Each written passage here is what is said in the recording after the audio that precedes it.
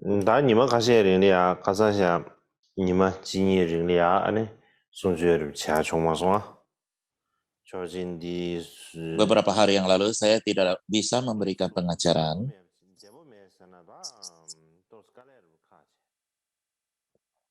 Satu hal adalah saya tidak begitu sehat, tubuh saya agak lelah dan saya seperti pilek seperti itu dan saya juga agak merasa capek. Oleh sebab itu saya pikir saya akan istirahat dulu.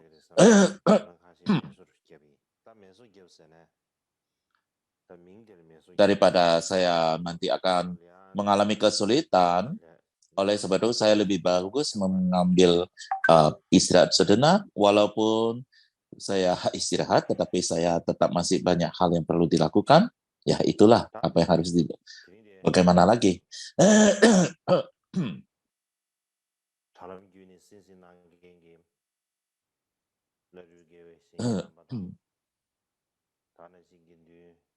Dan hari ini saya akan ingin memberikan sambutan saya kepada setiap orang mendengarkan melalui internet, kepada Rama, Geshe, Tulku, dan semua biksu, biksuni, dan juga semua Dharma friend yang ada di seluruh dunia.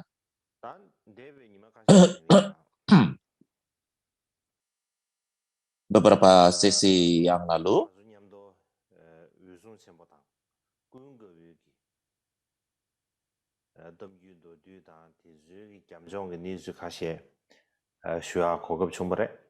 kita telah membicarakan secara singkat tentang kisah Mahakasyapan, Ananda, dan beberapa cerita latar belakang lainnya.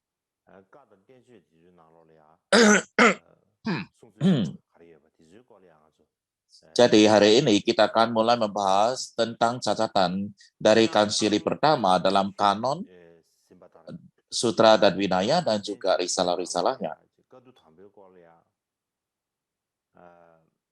Seperti yang dijelaskan di depan, ketika kita berbicara tentang konsili yang pertama, terdapat banyak sekali catatan atau akun.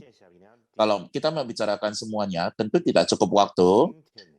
Kita akan terlalu berbicara terlalu banyak tentang itu, akan terlalu luas, terlalu banyak bisa kita lakukan, dan itu akan menyebabkan kebingungan pada setiap orang dan juga akan membuat kita sulit untuk memahami. Oleh sebab itu, maka saya pikir saya memutuskan hanya membicarakan tentang dua akun yang secara utama.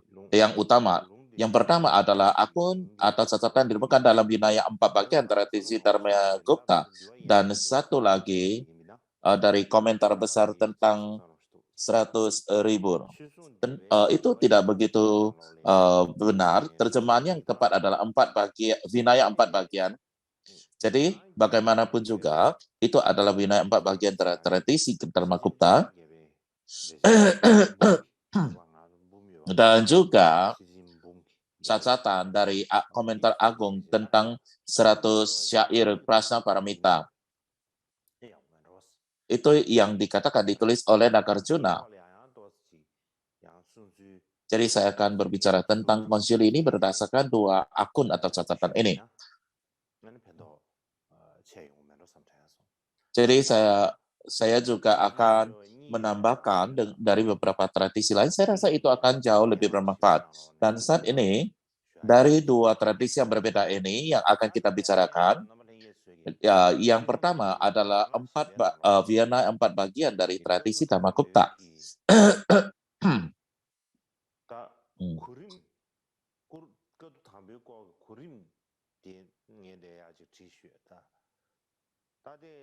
Dan di sini saya menunjukkan tentang urutan yang muncul dalam akun dari Vinaya 4 bagian tentang konsili pertama ini. Yang pertama adalah persiapan orang Mala untuk kremasi atas kudung ataupun sisa tubuh Sang Buddha pada saat Sang Buddha masuki paranibbana. Yang kedua adalah bagaimana Mahakasyapa mendengarkan tentang mahaparinibbananya Sang Buddha. Yang ketiga berikutnya adalah Mahakasyapa melihat ataupun pergi ke Kusinagara untuk melihat Sang Buddha untuk terakhir kalinya. Yang berikutnya adalah keputusan untuk mengadakan konsili. Selanjutnya adalah Biksu dari Vriji mengajarkan Ananda Dharma untuk membuatnya sadar akan kelelahan dunia. Dan kemudian bagaimana seberapa rajin Ananda dan mencapai hasilnya. Dan kemudian diskusi tentang sila-sila. Dan berikutnya adalah 7 kesalahan Ananda, yang mana maka siapa menyatakan bahwa Ananda telah melakukan 7 kesalahan, dan kemudian adalah kompilasi Vinaya oleh Apali dan kompilasi Ananda tentang keranjang sutra dan juga mengenai Puma yang mulia. Ini adalah merupakan urutan daripada konsili pertama yang muncul di dalam Vinaya 4 bagian dari tradisi Dharmagupta. Dan inilah adalah catatan yang akan kita diskusikan. Dan juga terdapat di dalam tradisi Dharmagupta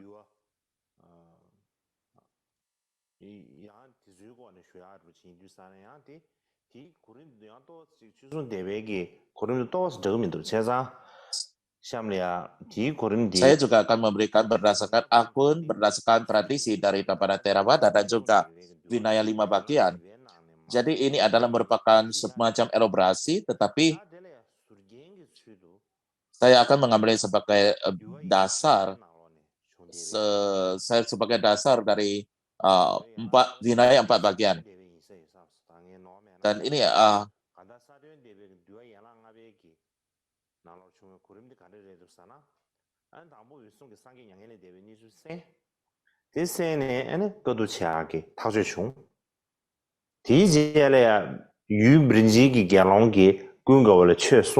dan ini adalah merupakan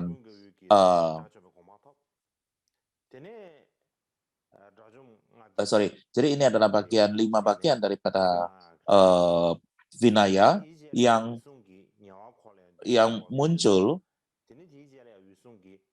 tentang mengenai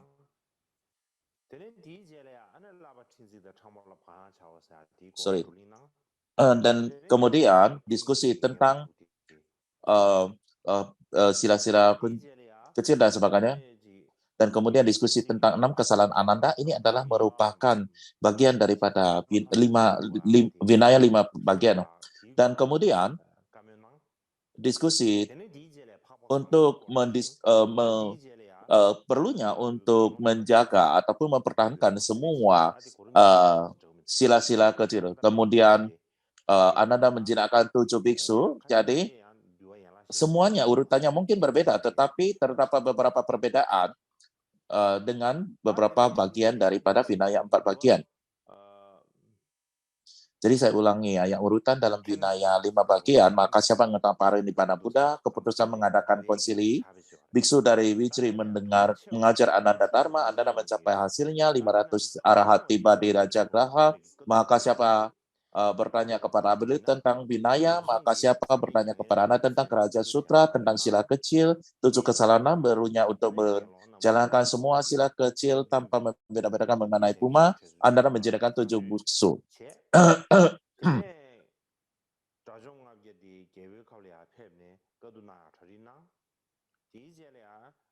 Dan urutan seperti yang muncul dalam Theravada, Tamarasa Tibada, Vinaya Khandaka dari poin disiplin lebih baik adalah maka siapa mendengar parinibbana Buddha, dimasukkannya Ananda di antara para biksu, 500 biksu melakukan perjalanan ke Raja Giha dan bersiap-siap, Ananda mencapai hasilnya, Upali menyusun Vinaya, Ananda menyusun Raja Sutra, diskusi sila kecil, 5 kesalahan Ananda yang ditujukan oleh maka siapa, dan diskusi mengenai Puna, dan kemudian Ananda menjinakkan 7 biksu, dan terpisah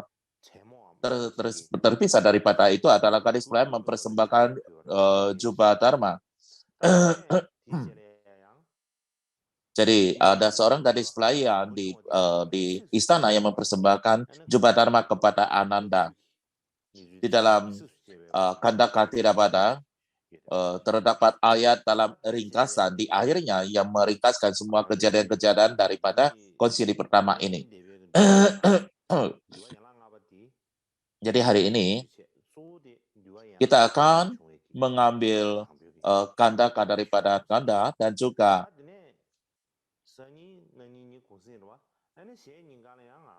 kita akan mengambil presentasi daripada konsili berdasarkan 4 bagian Vinaya.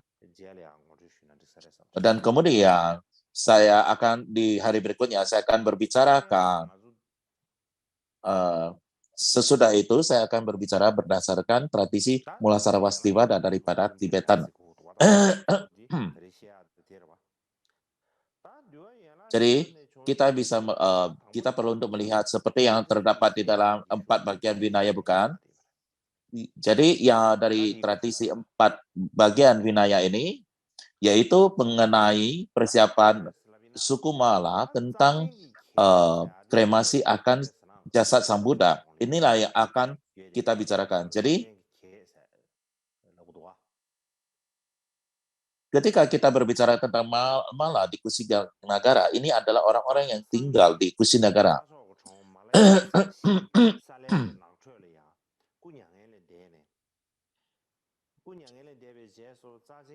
Setelah Sang Buddha memasuki nirvana di hutan pohon sala di Kusinagara, orang Mala pertama-tama membungkus tubuhnya dengan kain bersih yang baru, dan kemudian di luarnya mereka membungkusnya lagi dengan 500 kain tambahan. Di dalam Vinaya dikatakan 500. Kalau kita mengatakan 500, saya tidak yakin itu benar-benar tinggal 500. Mungkin itu artinya adalah banyak. Mungkin seperti itu, bukan benar-benar 500 kain. Namun bagaimanapun ya di dalam Vinaya itu dikatakan dibungkus dengan kain bersih, dan kemudian dibungkus lagi dengan lebih banyak kain lagi, dan pada akhirnya mereka memasukkannya ke dalam peti besi, dan kemudian dirobek dengan aroma yang harum, dan kemudian itu mereka memasukkan lagi ke peti yang lain, dan kemudian mereka menumpuk banyak kayu, menumpuknya di bawah daripada petinya, semua kayu-kayu berbau harum.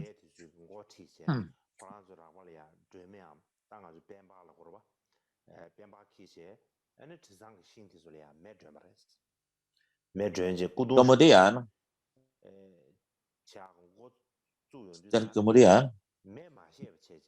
saat itu pemimpin suku Mala mencoba menyalakan api tumpukan kayu tersebut, namun api itu tidak bisa nyala, ia padam dengan sendirinya.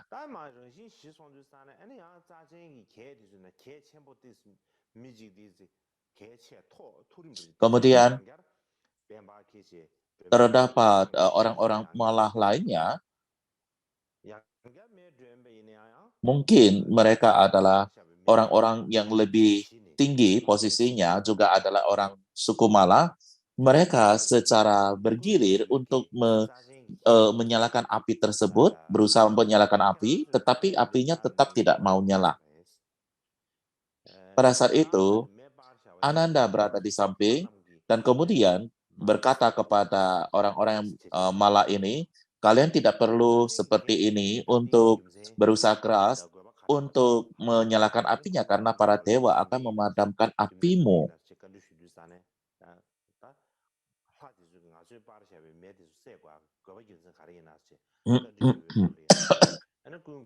Pada saat itu, mereka bertanya, kenapa? Mereka bertanya kepada Ananda, kenapa para dewa memadamkan api ini? Lalu Ananda menjawab, karena Mahakasyapa ia sedang berada di Apava, mereka dalam perjalanan.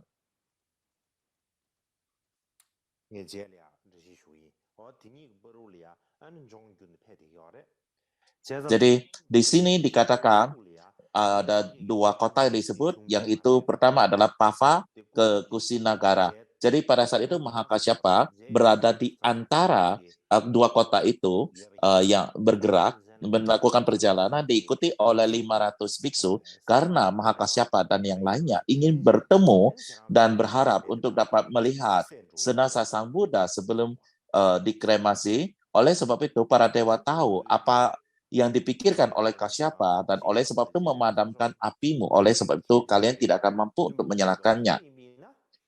Jadi setelah Ananda menjelaskan demikian, maka para mala ini berkata, Yang Mulia Ananda, jika demikian maka kami akan berhenti, maka sesuai dengan keinginan para dewa, maka kami tidak akan menyalakan api lagi. Jadi ini adalah cerita tentang bagaimana orang malam mempersiapkan kremasi ini.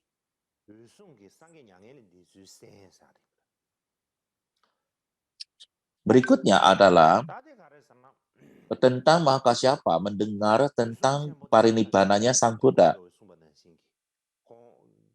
Seperti yang dijelaskan oleh Ananda bahwa Mahakasyapa, beliau berada di 2 kota itu lagi bergerak ya, melakukan perjalanan.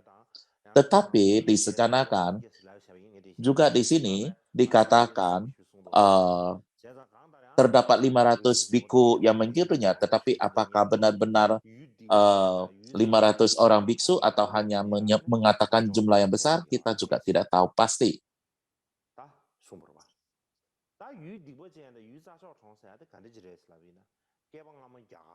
Jadi di antara 2 kota atau negara ini, bagaimana? Jadi di India dulu terdapat 16 kerajaan besar. Di India kuno ya. Di India Tengah terdapat 6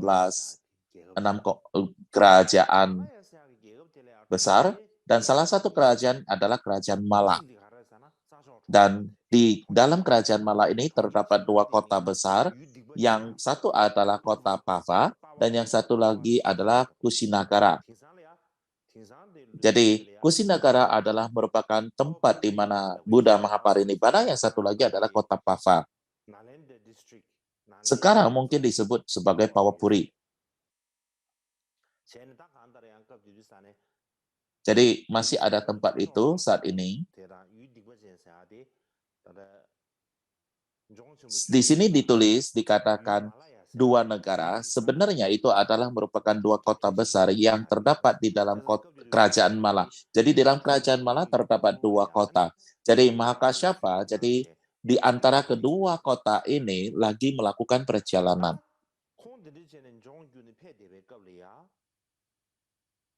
Dan dikatakan pada saat beliau melakukan perjalanan ini, di perjalanan beliau bertemu dengan beberapa murid-murid daripada Jain. Jadi kita ketahui bahwa di luar Buddhis ada agama Jain, bukan? Jadi sekte Jain. Jadi tangan mereka sedang memegang bunga mandarawa dari waktu parinibbana Sang Buddha. Jadi yang dipersiapkan untuk yang dipersembahkan kepada Sang Buddha. Jadi mereka juga dalam perjalanan. Yang akan jadi Mahakasyapa bertemu dengan orang-orang ini yang di tangannya memegang bunga mandarawa di tangannya, lagi menjalankan perjalanan. Begitu melihatnya, Kasyapa bertanya, dari mana kalian? Mereka mengatakan, kami datang dari Kusinagara. Lalu Kasyapa bertanya, karena Mahakasyapa mengetahui Buddha ada di Kusinagara, lalu ia bertanya, apakah kamu kenal guru kita? Dan mereka menjawab, kami kenal. Lalu Mahakasyapa bertanya lagi, apakah Buddha masih di dunia ini? Lalu mereka menjawab, Buddha sudah tidak ada lagi di dunia ini. Ia sudah Mahaparinibbana sudah 7 hari. Ya itulah kami memegang bunga-bunga ini maksudnya adalah itu, tujuannya adalah itu.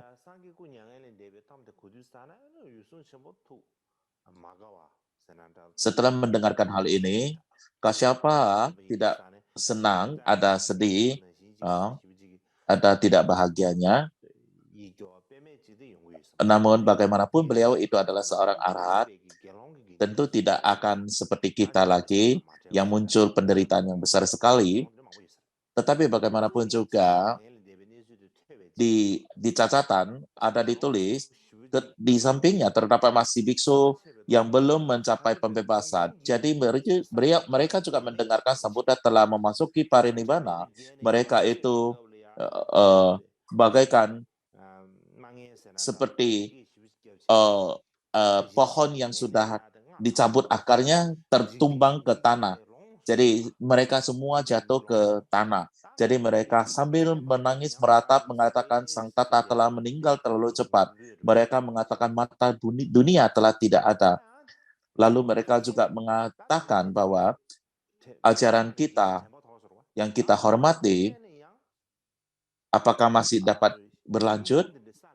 Beberapa biksu lain yang masih belum mencapai kebebasan, mereka itu seperti balok yang berguling-guling di tanah, sangat-sangat sedih sekali. Mereka juga mengatakan, mengapa Sang Buddha demikian cepat memasuki memasuki nirvana, Dan pada saat itu,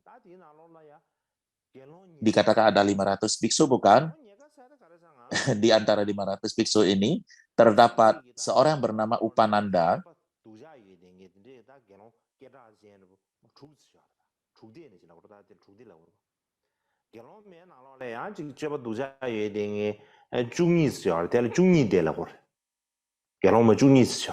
Jadi kalau kita mengatakan di dalam biksu ini ada juga biksu yang membuat masalah. Jadi di antaranya ini Upananda adalah salah satunya.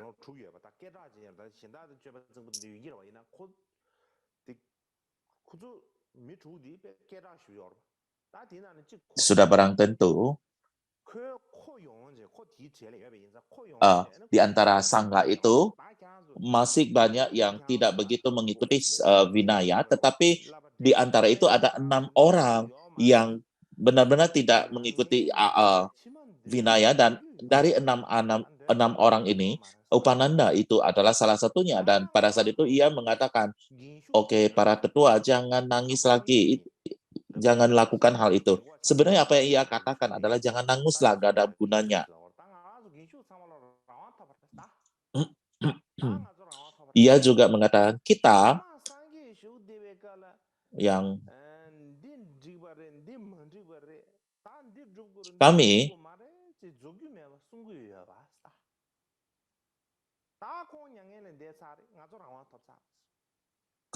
yang menjadi biksu ketika tua sekarang sudah bebas, ketika Buddha masih hidup, ia selalu mengatakan harus lakukan ini, tidak boleh lakukan ini. Sekarang Buddha sudah tidak ada, maka kita sudah bebas. Kita boleh melakukan apapun yang kita inginkan, dan kita boleh tidak melakukan apapun yang tidak kita lakukan. Jadi artinya adalah Buddha sudah tidak ada. Jangan nangis lagi lah, kita harus berbahagia karena sekarang kita bebas. Kita dapat melakukan apapun, kita bebas untuk tidak melakukan apapun yang kita suka. Dan begitu didengar Kasyapa mendengarkannya, pada dasarnya ia sudah sangat sedih sekali.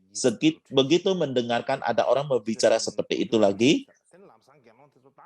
benar-benar menjadi sangat sedih sekali. Dan oleh sebab itu, maka ia berkata kepada para biku, cepat-cepat kalian persiapkan jubah Anda dan juga mangkuk patra Anda, persiapkan dengan baik. Kita segera untuk melihat wajah Sang Buddha yang terakhir sebelum jenazahnya dikremasi. Jadi pada saat itu, para biksu cepat-cepat mengumpulkan jubah dan mangkuk mereka dan pergi ke Kusinagara.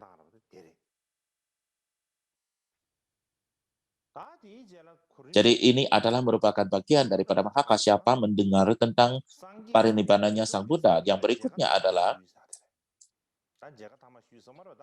Mahakasyapa bertemu dengan Sang Buddha yang terakhir kali atau melihat Sang Buddha terakhir kali.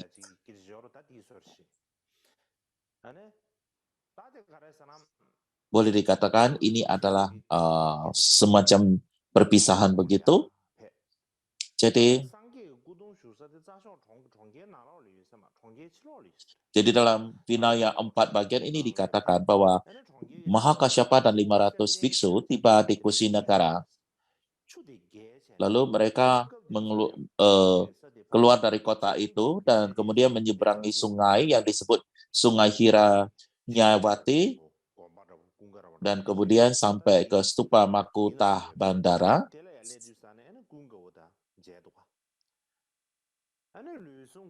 Dan saat itu Ananda berada di sana. Lalu Mahakasyapa segera bertanya kepada Ananda, Ananda, kami sangat bertemu dengan jenazah Sang Buddha bila mana belum dikremasi, kami benar-benar sangat ingin melihat jenazah Sang Buddha. Dan begitu mendengarkannya, Ananda menjawab bahwa saat ini jenazah Sang Buddha masih belum dikremasi, kata Ananda, tetapi Ananda melanjutkan, untuk melihatnya sudah sangat sulit sekali, untuk melihat kudungnya ya.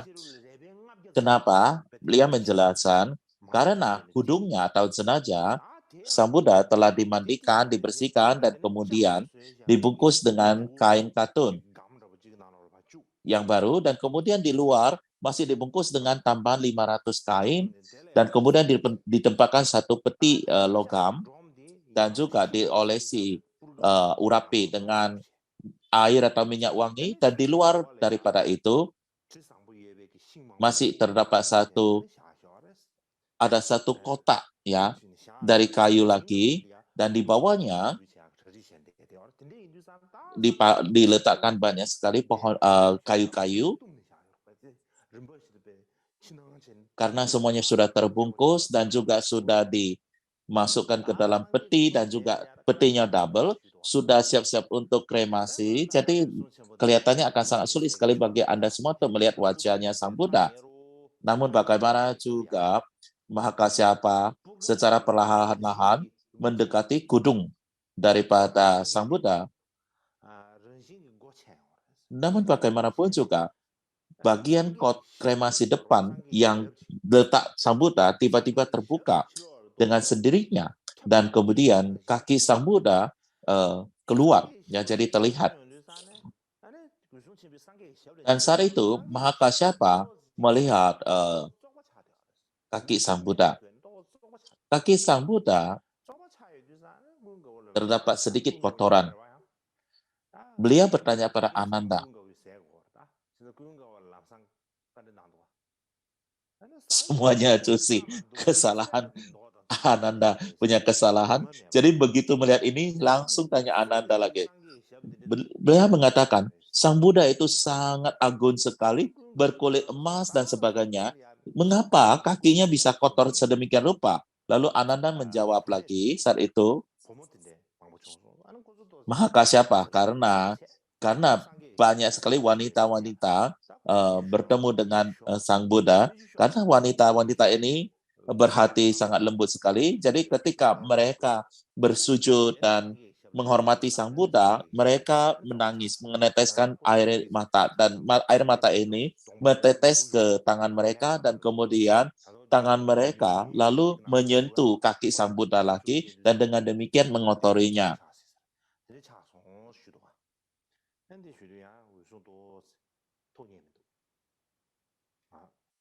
Jadi kita bisa melihat wanita-wanita India itu juga make up-nya juga sangat tebal sekali ya. Jadi begitu menangis itu juga mengalir dan ikut runtuh, jatuh ke tangan, dan kemudian nyentuh kaki Sang Buddha, maka kaki Sang Buddha menjadi kotor. Lalu Mahakasyapa begitu mendengarkan, sedikit tidak senang, tetapi kemudian bersujud kepada kaki Sang Buddha. Setelah itu semua biksu, biksuni, praktisi awam, pria, wanita, dan dewa dan manusia bersujud di kaki Sang Buddha. Kemudian kaki Sang Buddha tiba-tiba masuk lagi ke dalam peti dan tidak kelihatan lagi. Kemudian Mahakasyapa menghela napas dengan sedih dan kemudian mengucapkan beberapa saat dan mengelilingi peti tersebut. Dan kemudian tumpukan api itu tiba-tiba, mengelilingi 7 kali, dan setelah mengelilingi 7 kali, maka api itu menyala secara tiba-tiba, tanpa ada yang menyalakannya. Karena dikatakan bahwa para dewa sedang menunggu kehadiran daripada Mahakasyapa.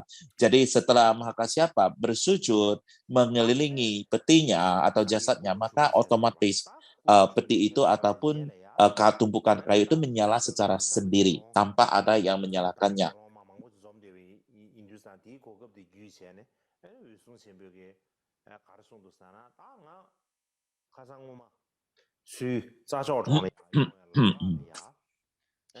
Jadi pada saat itu, mengenai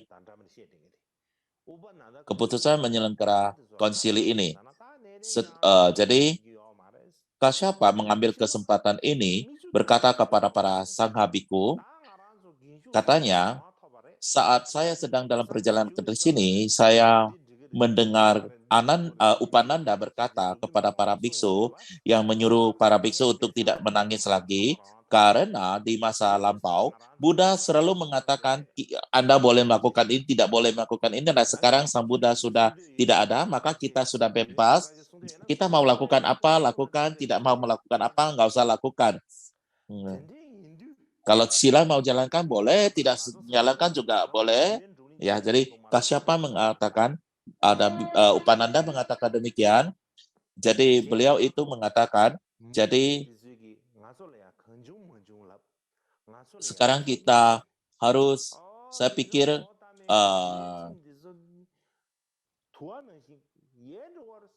kita semua harus berkumpul dan berdiskusikan tentang Vinaya ini. Jikalau tidak, orang-orang non-Buddhis akan mengatakan segala macam hal dan mempermalukan kita. Mereka akan berkata bahwa disiplin Vinaya, Gautama menghilang seperti asap. Ketika Sang Buddha masih hidup, mereka berlatih Vinaya. Sekarang setelah Sang Buddha pergi, tidak ada lagi orang berlatih Vinaya dengan benar. Kita tidak boleh membiarkan hal itu terjadi. Dan kemudian demikian yang disampaikan Kasyapa kepada para biksu, kita benar-benar harus mengumpulkan dan mendiskusikan hal ini. Demikian yang disampaikan oleh Mahakasyapa.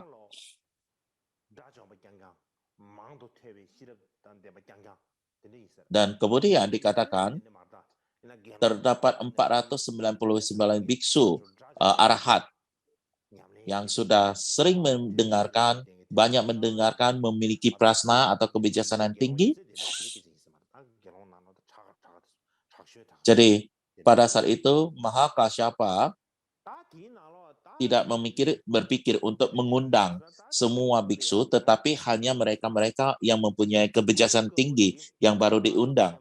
Dan di antara itu ada biksu, di antara mereka itu ada seorang biksu yang mengatakan, kita seharusnya juga memasukkan Ananda di dalam kelompok ini atau bersama kita. Begitu mendengarkan, Kasyapa mengatakan tidak boleh. Ya, tidak boleh masukkan Anda ke dalamnya. Kenapa? Karena Anda masih memiliki batin yang penuh keinginan, kebencian, delusi, ketakutan, dan sebagainya. Ya, jadi bagaimanapun juga, Kasyapa mengatakan, beliau masih belum mencapai pembebasan. Beliau masih berada pada sang jalan. Jadi, maksud Kasyapa adalah sebelum ia mencapai pembebasan, sebelum ia melenyapkan semua kilesa, ia tidak dapat diundang di dalam kelompok ini. Namun pada waktu itu biksu itu mengatakan walaupun memang demikian, tetapi Ananda boleh dikatakan adalah selalu mengikuti Sang Buddha. selalu menjaga Sang Buddha, selalu memberikan persembahan pada Sang Buddha. Dan juga beliau benar-benar secara langsung banyak mendengarkan Dharma sejati dari Sang Buddha. Lagi pula, beliau itu bila mana ada pertanyaan, beliau langsung bertanya kepada Sang Buddha untuk menjelaskannya. Jadi orang yang sedemikian penting ini, seperti Ananda ini, sudah benar-benar kita harus memasukkannya dan mengundangnya ke dalam kelompok ini. Jadi biku ini juga tidak mempedulikan apa yang disampaikan oleh Kasyapa, mereka memutuskan untuk mengundang Ananda.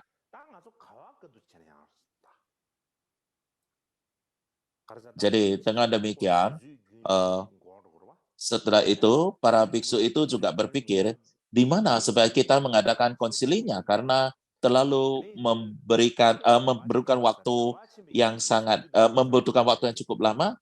Lalu kita juga harus melakukan persiapan yang cepat.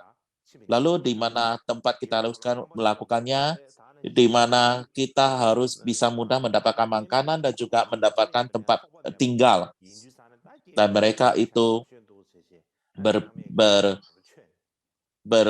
berdiskusi. Dan pada akhirnya semua orang berpikir bahwa Raja Graha atau Raja Griha adalah merupakan tempat yang baik karena di sana tidak akan ada masalah dengan makanan dan tempat tinggal karena di sana banyak penduduknya. Jadi mereka semua berkumpul dan melakukan perjalanan ke Raja Graha. Dan pada saat itu Mahakasyapa berkata, yang mulia, para sangha yang mulia, jikalau dengan demikian, maka kita semua pergi ke Raja Graha. Jadi pada saat itu mereka semua berada di Kushinagara, bukan? Maka mereka semuanya menuju ke kota Raja Graha. Dan pada saat itu mereka melewati Vaisali dan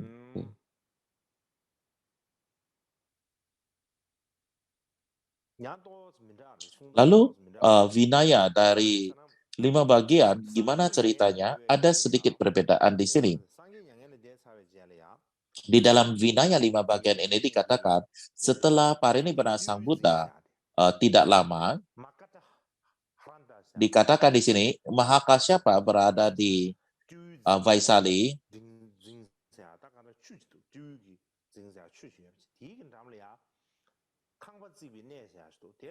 Jadi di tepi danau Markatadarada, di mana terdapat beberapa rumah yang dibangun di sana, dan juga bersama dengan 500 biksu dan sebagainya. Lalu apa yang dikatakan Mahakasyapa terhadap para biksu lebih kurang sama dengan di atas. Jadi pada saat itu Mahasyakatapa berkata pada beberapa hari yang lalu, ketika saya dalam perjalanan ke Kusina daripada saya mendengarkan bahwa Sang Buddha telah memasuki parinibbana. Saya benar sangat sedih sekali. Pada saat itu saya melihat para biksu-biksuni, praktisi awam pria dan wanita mendengar tentang wafatnya Sang Buddha. Beberapa tidak dapat berjalan dengan kaki mereka, langsung terkulai ke tanah. Beberapa melompat-lompat, ada yang berguling-guling di tanah. Semua orang sangat sedih, menangis dan meratap dengan tangisan yang panjang dan nyaring. Mereka mengatakan bahwa dunia ini kosong, mata dunia telah buta. Dan pada saat itu, saya juga bertemu dengan Upananda di jalan, dan apa yang ia katakan kepada para semua biksu, ia mengatakan jangan nangis. Sang Buddha selalu dulu membuat aturan bagi kita, apa yang harus dilakukan, apa yang tidak boleh dilakukan, apa yang harus dipelajari, apa yang tidak boleh dilakukan, dipelajari. Dan ia mengatakan sekarang Sang Buddha tidak lagi bersama kita, jadi kita bebas dari penderitaan ini. Jadi kita tidak harus jadi kita sudah bebas. Harusnya Anda tidak boleh, Anda semuanya tidak nangis, harusnya berbahagia yang benar.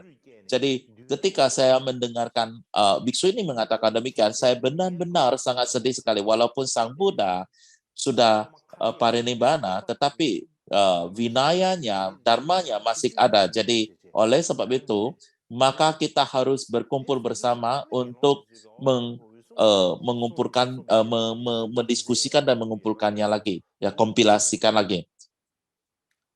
Jangan membiarkan hal-hal seperti yang disampaikan oleh Upananda itu menjadi kenyataan untuk melenyapkan Dharma sejati. Dan begitu para biksu mendengarkan hal ini, para biksu mengatakan benar-benar apa yang dikasyapa sampaikan itu benar. Dan mereka juga mengatakan bahwa Ananda semasa hidupnya memiliki melayani Sang Buddha dengan baik. Pikirannya tajam dan beliau mendengar banyak ajaran Sang Buddha.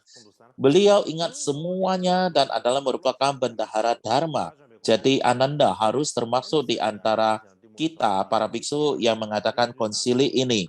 Jadi Kasyapa kembali lagi mengatakan Ananda masih berada atau berlatih pada Sang Buddha, beliau masih belum memutuskan semua kilesanya, dan oleh sebab itu beliau tidak boleh diizinkan di konsili.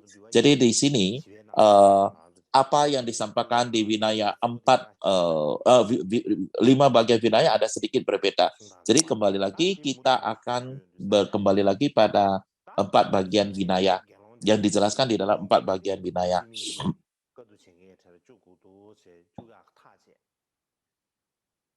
Atau Vinaya 4 bagian.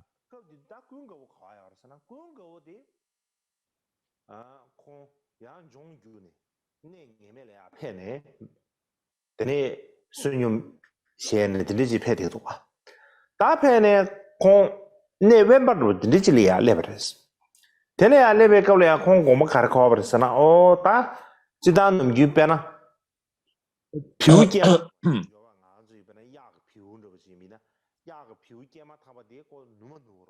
Numa nugu disane susui ga ama kawai yana di jele ya dhugurwa. O din dhugyo ba nanshin cheche. Ta ngarang ina tata lam lam shimi kasa ji industane. Ta drajomba manggu shuji. Jadi pada saat itu Ananda sedang berpergian dan ketika beliau di tempat terpencil, beliau secara alam berpikir sama seperti anak sapi yang baru lahir perlu minum susu dan mengikuti kawanan 500 ekor sapi. Demikian pula saya masih berlatih pada sang jalan dan harus mengikuti 500 biksu itu.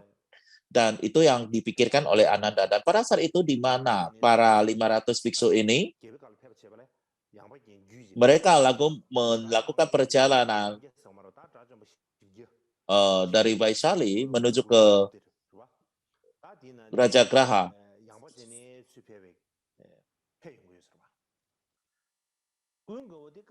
Jadi mereka berada dalam perjalanan menuju ke Vaisali. Dan menuju ke Vaisali, ya, dari Kusinagar menuju ke Vaisali. Dan sementara itu Ananda berada di Vaisali. Dan pada saat itu menjadi sangat terkenal bahwa 500 orang biksu biksu datang menuju ke Vaisali. Jadi para biksu-biksu ini praktisi awan pria, wanita raja, menteri, dan pengemis non-Buddhis semua mendengar bahwa sekelompok besar arahat akan datang. Jadi mereka semua sangat bersenang, berkumpul di wal, saling memberi salam dan bertanya satu dengan lainnya, oh siapa yang datang, dan sebagainya. Mereka mendiskusi satu dengan lainnya. Dan pada saat itu di Vaisali terdapat seorang biksu yang berasal dari Viji. Seperti yang saya sebutkan, terdapat 16 kerajaan besar di India kuno, bukan? Salah satu kerajaan itu adalah Viji. Jadi ada salah satu biksu yang berasal dari kerajaan Viji. Dan ia ketepatan berada di Vaisali. Beliau adalah merupakan biksu yang memiliki kekuatan mata batin dan telepati. Dan apa yang ia pikirkan dalam hatinya adalah, Ananda saat ini berada di Vaisali. Dan banyak orang berkumpul untuk melihat kelima arahat dan juga saling menyapa satu dengan lainnya. Jadi saya harus melihat apakah Anda sudah benar-benar bebas daripada keinginan atau tidak. Saya mau melihat apakah ia benar-benar sudah mencapai arahat. Lalu beliau memasuki samadhi dan melihat. Dan karena ia mempunyai kelavian, dan pada saat itu ia melihat melalui kekuatan supranandalanya, dan ia melihat bahwa Ananda masih belum terbebaskan dari keinginan dan belum mencapai arahat. Dan beliau mengetahui bahwa Ananda masih belum mencapai arahat. Dan untuk membantunya menjadi arahat, ia akan membantunya untuk membangkitkan rasa ketidakpuasan pada terhadap dunia. Dan untuk hal itu, maka ia mengucapkan syair pada Ananda. Dan syair itu syair itu kira-kira berbunyi, berada dalam kesendirian di dekat sebatang pohon, arahkan batin atau hati Anda menuju nirwana. Latih dhyana dan berhati-hatilah, apa perlunya banyak bicara. Artinya adalah Anda harus pergi berpergi menyendiri di bawah pohon, latih dhyana. Tak perlu banyak berbicara dhamma dan sebagainya. Anda perlu mencapai arahat, bukan? Itulah yang maksud daripada biksu Princi ini. Ketika mengucapkan syairin kepada Ananda,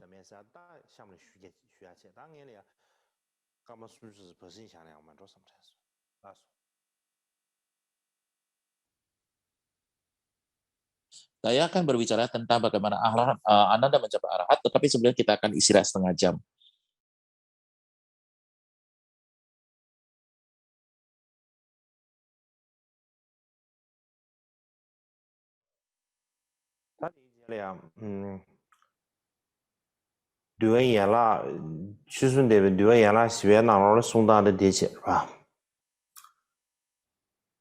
Itu adalah merupakan catatan daripada Dhamma Gupta yang disebut sebagai Vinaya 4 bagian. Dan yang dijelaskan dari Vinaya 5 bagian dari Mahasasika tradisi pada dasarnya adalah sama, tetapi sedikit perbedaan terjadi ada di sini. Hal yang utama adalah mereka menjelaskan bahwa Ananda berada di Vaisali mengajarkan Dharma siang dan malam kepada 4 komunitas. Sama seperti ketika Sang Buddha masih kehidupannya sekali, orang datang pada Ananda untuk memohon ajaran Dharma. Dan pada saat itu terdapat seorang biksu berasal dari Briji di dekatnya, di mana Ananda sedang mengajar dan sedang melatih meditasi dhyana. Dan beliau mendengar kericuhan di dekatnya dan banyak keributan terjadi di sananya. Dan karena hal itu batanya tidak dapat berdiam atau tenang dan melatih samadinya. Dan beliau berpikir pada saat itu, apakah Anda masih berada di jalur pembelajari? Apakah beliau sudah menyelesaikan tugasnya atau tidak? Karena beliau berada di lingkungan yang begitu hiruk pikuk dan sibuk, saya akan melihat mungkin saja beliau sudah menyelesaikan tugasnya. Jadi beliau memasuki clairvoyant dan melihatnya. Jadi beliau memasuki samadhi dan melihat dengan clairvoyantnya, dan beliau melihat melihat kenyataan bahwa Ananda sebenarnya belum menyelesaikan tugasnya dan belum mencapai arahat. Dan beliau berpikir, saya harus melakukan sesuatu yang membuat Ananda merasa kelelahan pada dunia ini. Dan kemudian beliau pergi ke Anda dan mengucapkan syair yang sama.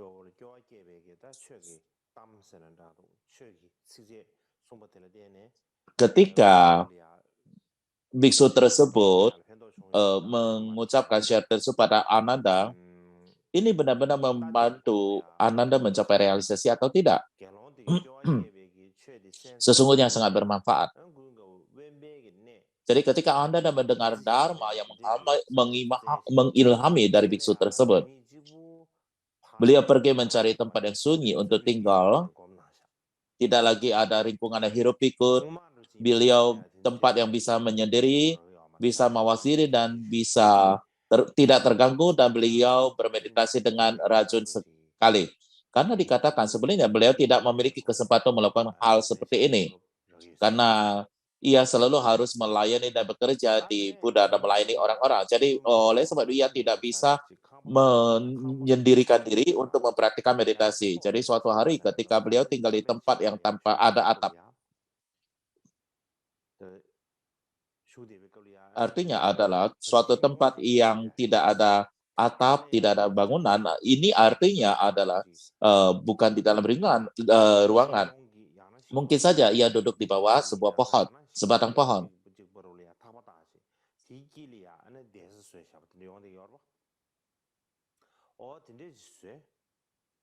Ane kong chen che ke pale ya tingin zi kom. Da tene to si tuk nyobo ru Jadi chabe ke. beliau menghabiskan setengah malam mempraktekkan meditasi dan sisanya adalah berjalan mondar-mandir. Jadi kita saat ini menjalankan meditasi berjalan dengan jalan mondar-mandir bukan?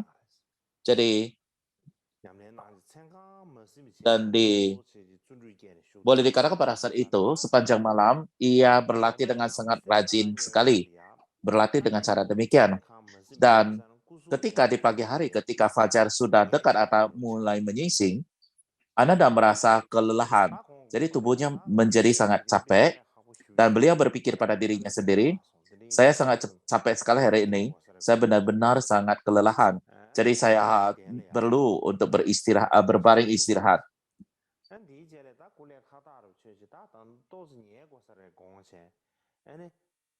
Jadi karena terlalu capek, beliau merasa ingin berbaring. Dan ketika beliau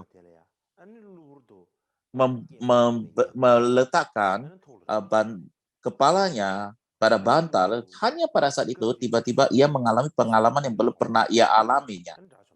Dan pada poin tersebut itu Ananda akhirnya mencapai keadaan yang benar-benar tidak terjemahkan menjadi arahat, dan beliau pada saat itu melafalkan satu bait. Kalau secara kasar diterjemahkan, saya telah mendengarkan banyak ajaran Dharma dan selalu menghormati Sang Buddha. Sekarang saya telah memutuskan kelahiran dan kematian. Gautama, hari ini saya senang tertidur. Dan artinya adalah di masa hidupnya ia mendengarkan sedemikian banyak ajaran Dharma dan memiliki kesempatan untuk melayani dan menghormati Sang Buddha. Dan sekarang ia telah memutuskan kelahiran dan kematiannya.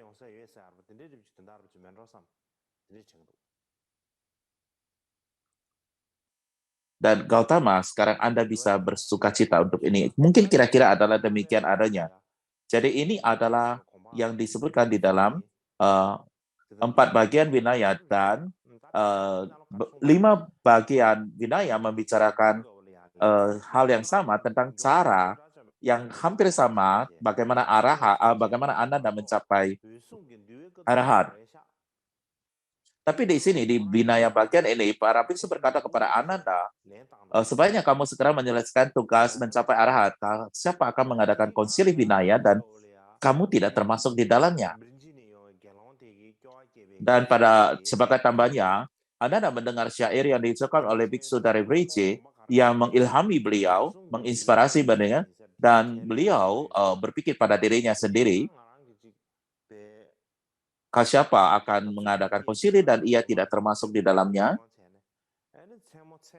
Jadi saya harus benar-benar rajin untuk mencapai kondisi arahat. Dan ia menghabiskan sepanjang malam untuk melatih meditasi.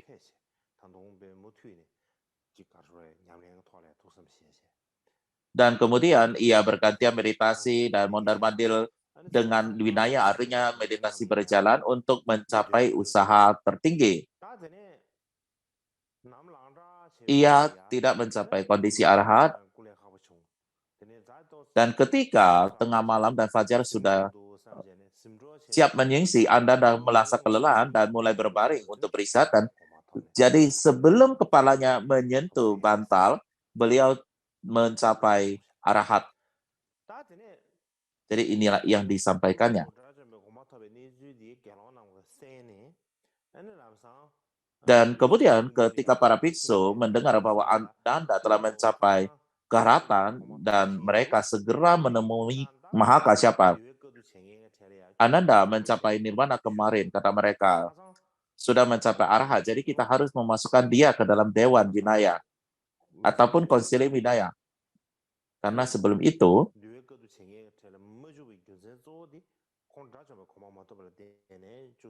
alasan utama maka siapa tidak memasukkan Ananda di dalam konsilinya, alasannya adalah karena Ananda belum mencapai arahat. Jadi saat ini ia telah mencapai arahat, jadi ia harus dimasukkan.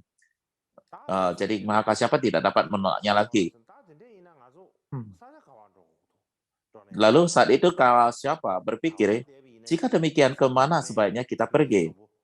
Tempat apa yang terbaik kita harus pergi untuk kita pergi untuk kita bisa memiliki tempat penginapan, tempat tidur atau segalanya untuk mengadakan konsili dengan jumlah orang yang sedemikian besar. Dan kemudian ia berbagi opininya dan kemudian dia berpikir bahwa Raja Graha memiliki semua kualitas yang mereka butuhkan dan berkabar kepada Sangha, dan beliau berkata bahwa mari kita bersama-sama ke Raja Griha. Jadi saya ingin menunjukkan ini kepada Anda semuanya. Jadi ini adalah merupakan reruntuhan daripada Kusinagara, dan yang bawah adalah dari reruntuhan dari Vesali, dan ini adalah merupakan reruntuhan dari Raja Griha.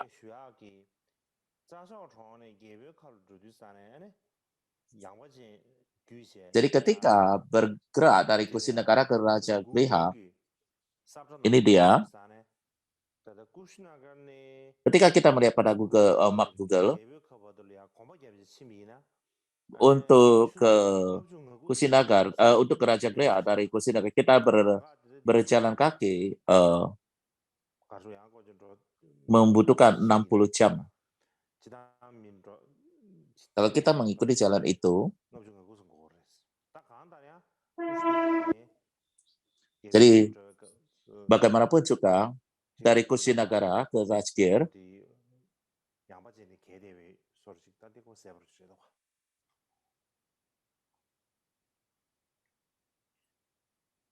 sangat jelas sekali kita harus melewati Waicali.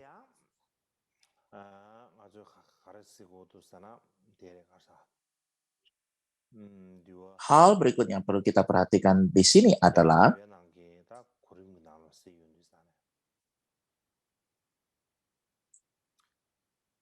bila mana kita melihat urutan yang dipresentasikan di dalam Vinaya 4 bagian,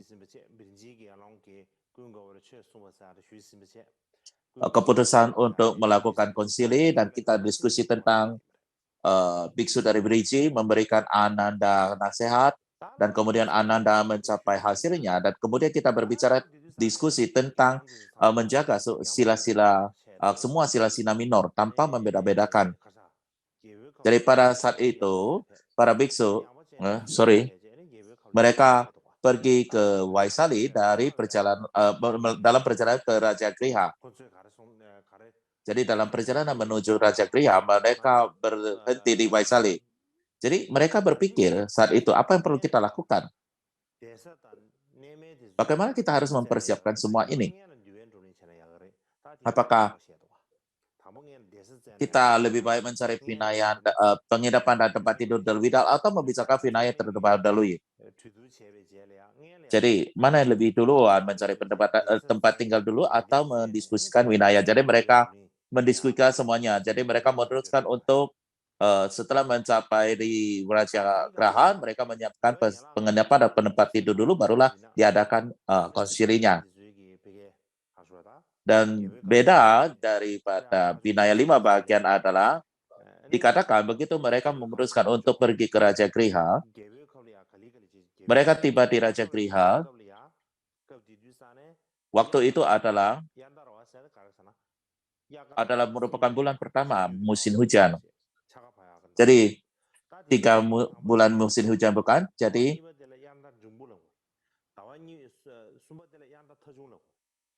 kita menyebutnya sebagai bulan pertama, bulan kedua, dan bulan ketiga, bukan? Jadi mereka tiba di bulan pertama di musim hujan, dan ketika mereka tiba di sana,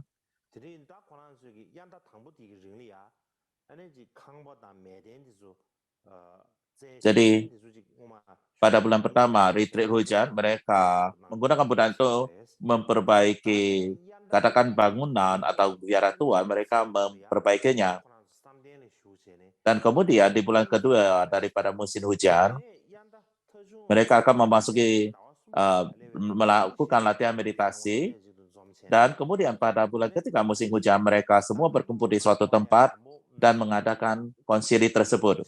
Tetapi sebelum melakukan konsili tersebut, apa yang Kasyapa katakan adalah, jadi tolong semua biksu, tolong dengarkan apa yang saya ingin sampaikan. Yang mulia, jika Sangha mulia sudah siap dan bersedia, mulai hari ini kita akan mendiskusikan Vinaya Biksu Biksuni dan mengundang Upali. Di dalam tradisi Theravada terdapat bagian lebih singkat yang disebut sebagai kandaka, tapi dasarnya adalah sama. Mereka semua pekerja Giriha, dan kemudian beberapa biksu tetua berpikir ketika mereka tiba di Raja Gah, ketika di masa lalu Sang Buddha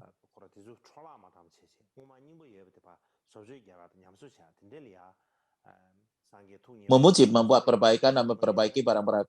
Jadi ketika tiba di tempat itu, mereka memperbaiki tempat ataupun membuat perbaikan barang-barang tersebut. Jadi mereka tiba di Raja Giriha, kita akan menghasilkan bulan pertama untuk memperbaiki dan memenuhi tempat tinggal atau penginapan di Raja Giriha. Kemudian baru kedua, memasuki bulan kedua, kita mulai berkonsili untuk menyusun Dharma dan Vinaya. Jadi ini adalah yang dikatakan di sini.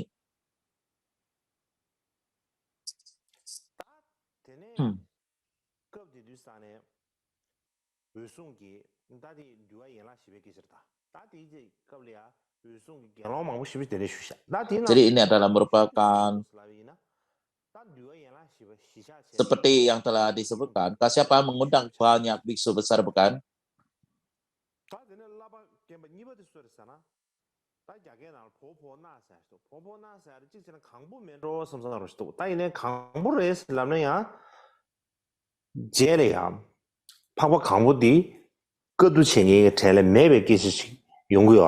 Jadi di antara mereka yang paling senior ada Dasabala, Kasyapa, dan Popona. Dan ini adalah merupakan Vinaya 4 bagian, tetapi di dalam Popona, ini disebutkan di dalam tradisi Cina, tapi saya tidak begitu pasti apakah mereka, bila mana kita berpikir tentang kesenioritas dalam Sangha pada saat itu, ini adalah urutannya menurut saya.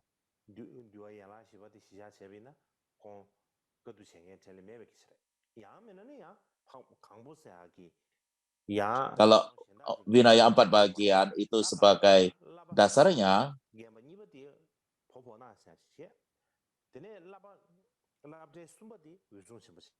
yang kedua, ketika adalah Kasyapa, yang keempat adalah Mahacunda. Jadi terdapat seorang biksu Mahacunda. Jadi yang pertama ada Kasyapa, Popona, Mahakasyapa, dan Mahacunda.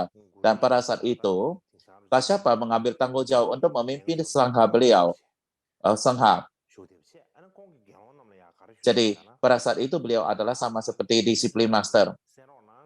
Dan apa yang beliau katakan kepada para biksu kita adalah, yang mulia dari Sangha, tolong dengarkan saya. Jika semua Sangha siap dan bersedia, mulai hari ini, maka kita akan bersama-sama menyusun Vinaya. Ini adalah pengumuman yang beliau buat. Ketika mengatakan hal itu, Ananda bangkit dari tempat duduknya dan berlutut dengan satu jubah dibuka. Kemudian ia mengatakan dengan kedua telapak tangan dirangkapnya, dan ia berkata, saya sebenarnya mendengarkan ide dari Sang Buddha, dan apa yang disampaikan sekarang dan mengingatkan Anda. Jadi suatu ketika Sang Buddha berkata, di masa yang akan datang, para biksu diperbolehkan untuk menghapuskan beberapa sila kecil. Jadi dapat banyak sekali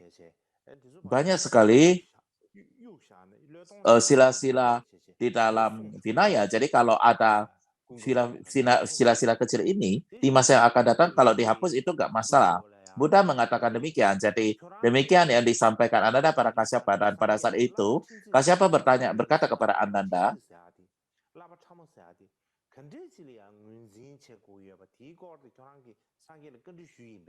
apakah Anda bertanya pada Sang Buddha untuk mengidentifikasi sila-sila kecil yang disebut sebagai sila-sila kecil itu?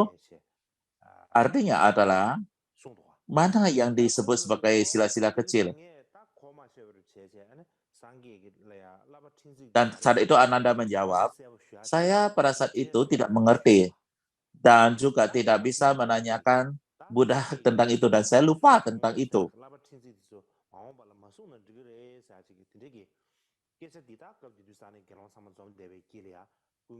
Dan pada saat itu, semua biksu yang berkumpul di sana mendengarkan hal ini,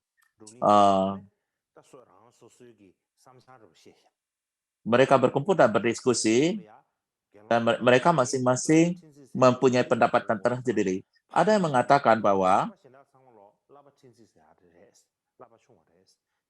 yang sila kecil adalah kecuali 4 parajika, semua yang lain adalah sila kecil. Beberapa mengatakan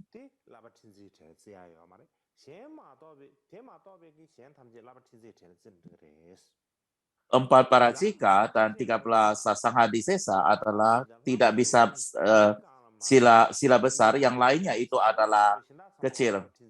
Yang ada yang mengatakan kecuali 4 parajika, 13 sanghadisesa, 2 batinia sila, semua adalah hal-hal kecil. Dan beberapa sufi mengatakan bahwa 4 kekalata parajika, 13 sisa, 2 tidak pasti, 30 kehilangan itu adalah sila kecil. Dan beberapa yang mengatakan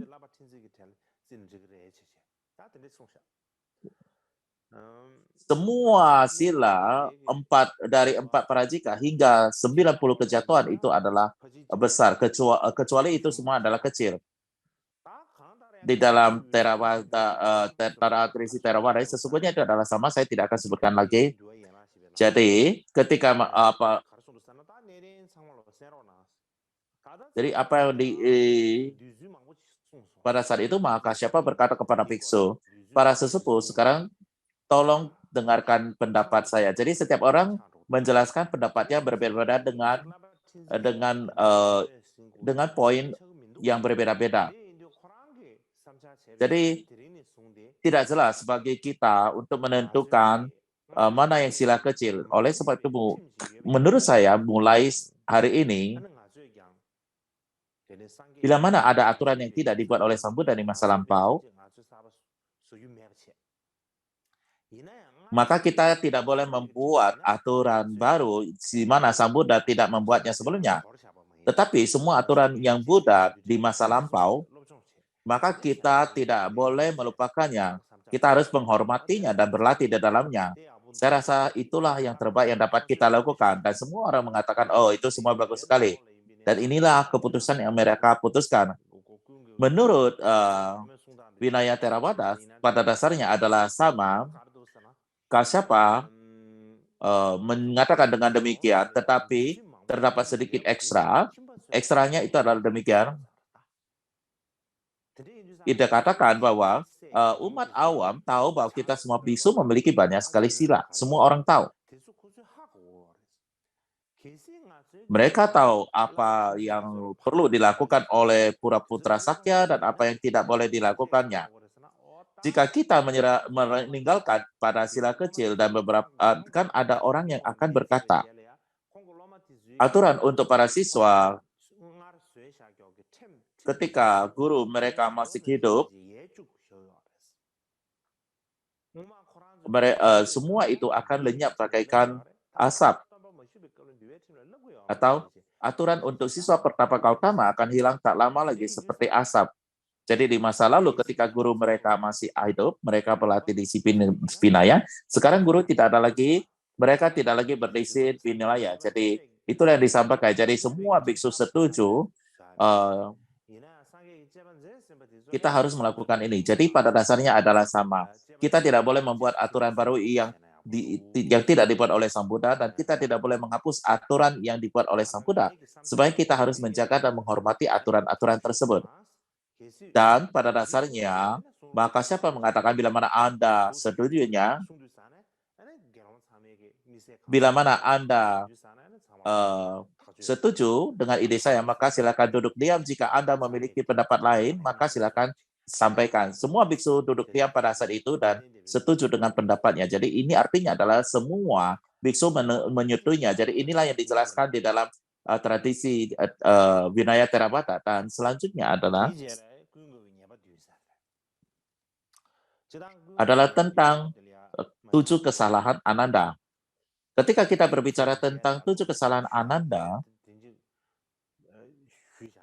kita akan berbicara lebih banyak lagi di dalam beberapa hari ke depan atau di masa yang akan ada di hari-hari yang akan datang. Jadi pada dasarnya urutannya adalah ke-7 kesalahan Ananda.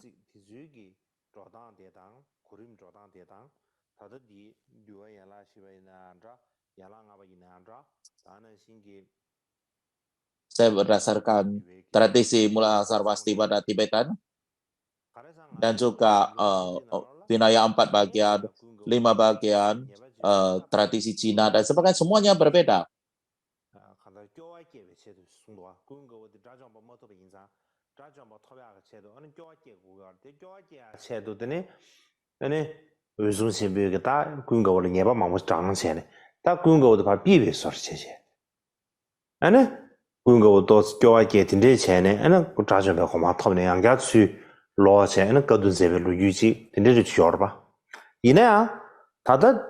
Jadi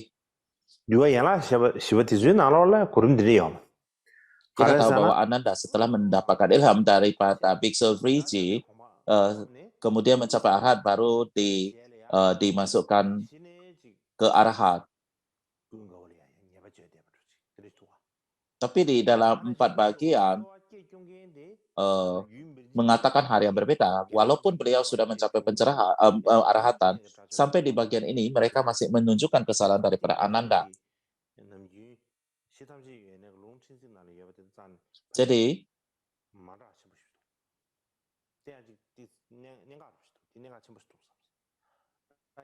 Jadi di sini perbedaannya sangat besar sekali, dan juga bagian mungkin beberapa hari lagi kita akan membicarakan itu. Jadi kembali lagi kita kembali lagi ke Vinaya 4 bagian. Pada saat itu Kasyapa menjelaskan tentang 7 kesalahan Ananda. Yang pertama adalah Kasyapa berkata kepada Ananda, pertama adalah anjuranmu untuk mengizinkan wanita menjalani dharma Buddhis ini adalah suatu kesalahan. Jadi wanita ini menjadi monastik atau biksuni, ya, ini adalah merupakan kesalahan. Jadi Anda harus mengakuinya dan menyesalinya. Lalu seperti yang sudah kita menjelaskan, bukan? Terdapat seorang biksuni yang bernama Stulananda. Beliau itu selalu mengganggu Mahakasyapa. Jadi sekarang Kasyapa menyalahkan Ananda. Jadi pada saat Buddha ada, mereka tidak berani mengatakan apa-apa, tetapi setelah Sang Buddha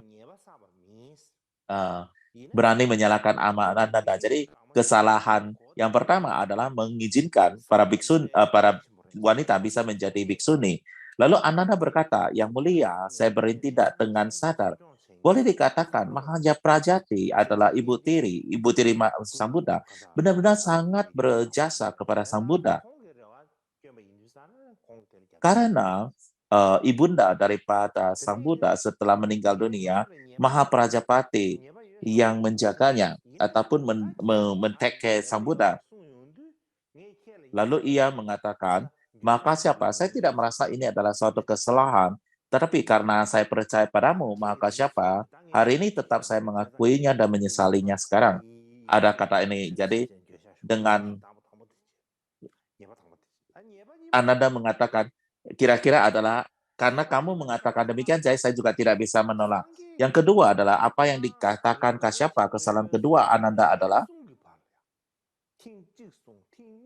Sang Buddha dulunya ingin menginginkan tentang kebutuhan Anda untuk menjadi pelanyar, tetapi Anda tidak menerimanya. Ini adalah juga kesalahan Anda. Anda juga harus mengakuinya dengan penyesalan. Jadi Ananda juga menjawabnya, saya tidak sengaja karena untuk menjadi pelayanan daripada Sang Buddha, itu agak sulit sekali.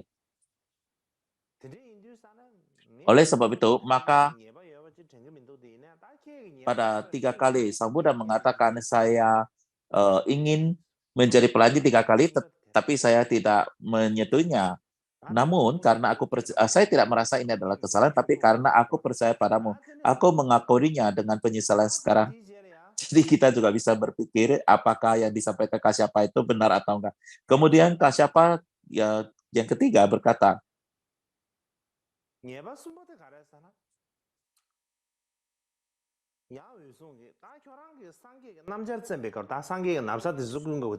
Kasyapa berkata, Ananda, ketika Anda sedang menjahit jubah luar Sang Buddha, yaitu jubah tua, Anda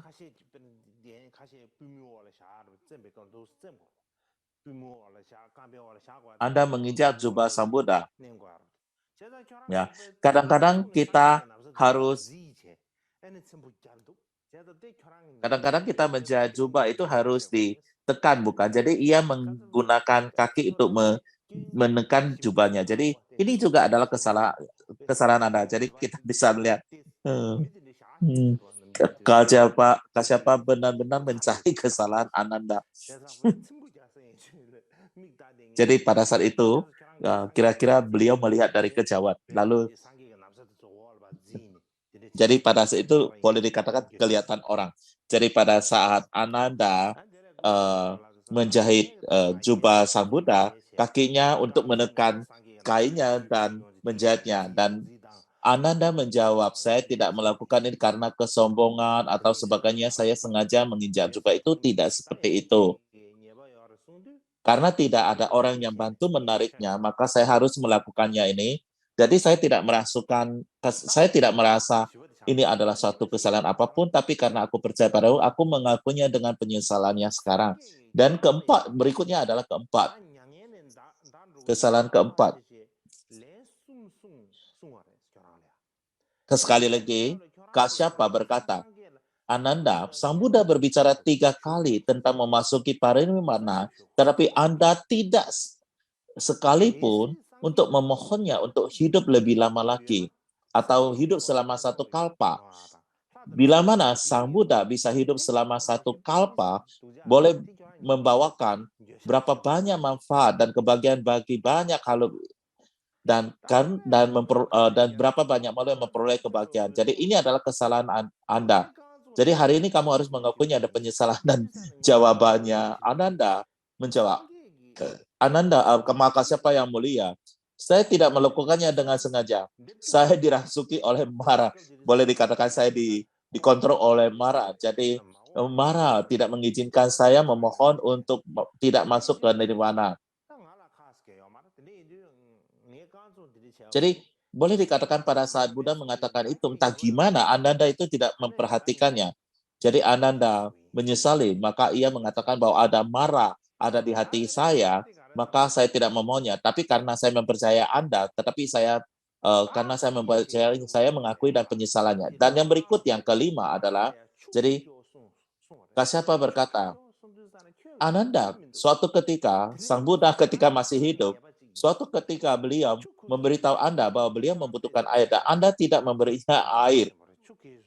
Sang Buddha ingin air, tapi kamu tidak memberikan beliau air. Ini adalah kesalahan Anda. Ananda menjawab, saya tidak melakukannya dengan sengaja.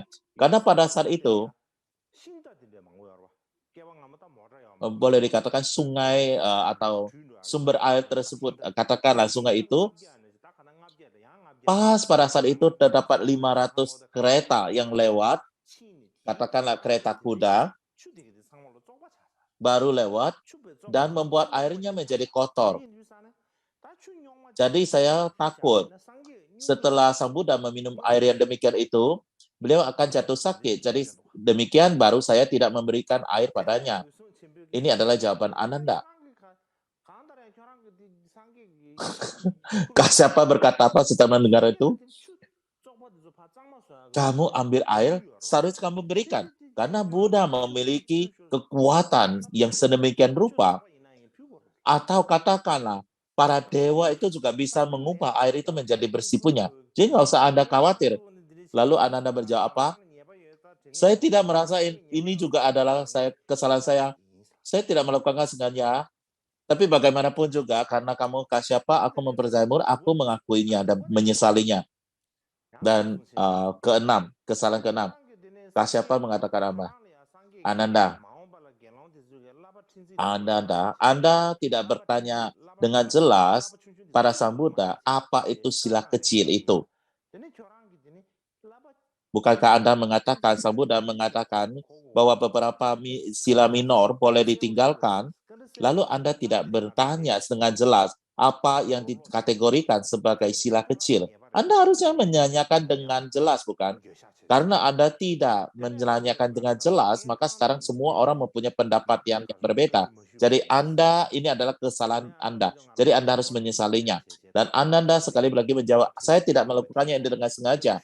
Saat itu, saya lupa dan juga saya kayak bingung gitu dan lupa bertanya kepada Sang Buddha itu sila mana yang termasuk sila kecil.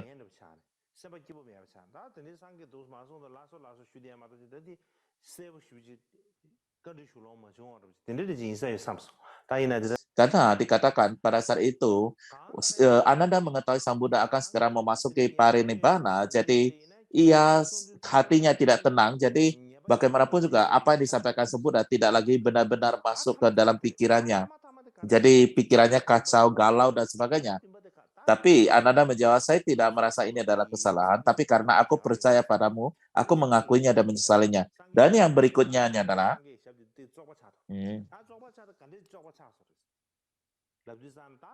kita mengetahui bahwa Kasyapa melihat kaki Sang Buddha dan kakinya kotor, dan pada saat itu kita mengatakan bahwa ia bertanya kepada Ananda, dan di sana banyak sekali wanita yang datang kepada bertemu dengan Buddha, melihat Sang Buddha, kemudian nangis, dan kemudian tangannya memegang air mata kena tangan, dan tangannya memegang kaki Sang Buddha dan kakinya menjadi kotor. Dan Kasyapa mengatakan, Ananda, karena pada saat itu Anda berada di samping jenazah Sang Buddha, Anda tidak mencegah wanita-wanita ini menyentuh dan mengotori kaki Sang Buddha. Ini adalah kesalahan Anda. Ini Anda harus menyesalinya. Anda mengakuinya, saya juga tidak melakukannya dengan sengaja, saya tidak sengaja. Ia mengatakan para wanita ini memang hatinya lebih halus. Jadi pada saat mereka memberikan penghormatan pada Sang Buddha, mereka benar-benar sangat sedih dan nangis, dan tangannya kotor, bukan? Sehingga mereka memegang kaki Sang Buddha dan mengotori Sang Buddha. Dan Anda mengatakan, saya juga tidak merasa saya melakukan kesalahan, Pak. Tapi karena saya percaya kamu orang besar, jadi saya mengakuinya dan menyesalinya. Jadi bagaimanapun juga dari sini, dari 4 bagian Vinaya ini, kita bisa melihat Ananda terdapat 7 kesalahan yang dikeluarkan oleh Mahakasyapa. Jadi terdapat 7 bagian yang kesalahan yang harus Anda sesali. Jadi kita bisa bayangkan di depan umum Kasyapa menceritakan semua itu. Dan kita bisa melihat karakter Ananda itu sangat bagus sekali. Beliau juga tidak berpikir bahwa setelah Sang Buddha tidak ada, maka semua orang membalas kepada dia. Beliau tidak berpikir demikian. Beliau berpikir, benar ajaran saya percaya pada Mahakasyapa, apa yang kamu katakan, saya percaya dan saya menyesalinya. Tapi Sutra-sutra mencatat berbeda-beda. Ada yang paling besar mengatakan terdapat 9 kesalahan. Jadi di dalam Sutra Buddha, kesalahan terbesar, terbanyak adalah 9. Dan yang paling sedikit adalah 5 kesalahan. Dan ini di kelas kita berikutnya akan kita bicarakan. Jadi oke, saya rasa hari ini sampai di sini saja.